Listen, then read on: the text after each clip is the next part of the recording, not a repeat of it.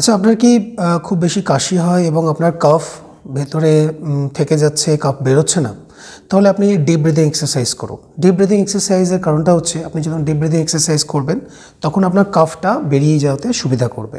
কিভাবে করবেন? আপনি জোরে শ্বাস নেবেন ইনসাইড এবং আপনি ছাড়বেন যখন, তখন শ্বাসটাকে আস্তে আস্তে ছাড়ুন। ধরুন আপনি 5 সেকেন্ডে যদি শ্বাস নেন তাহলে 10 সেকেন্ডে ছাড়ুন। জোরে নেবেন এবং ধীরে ধীরে ছাড়বেন। এটা নাম্বার 1। নাম্বার 2 হচ্ছে আপনি ব্রিথ হোল্ডিং ক্যাপাসিটি তৈরি করুন। জোরে নিঃশ্বাস নেবেন এবং ব্রিথটাকে ধরে রাখুন ফর 5 সেকেন্ড অর 3 সেকেন্ড, দেন আস্তে আস্তে আবার ব্রিথটাকে ছেড়ে দিন।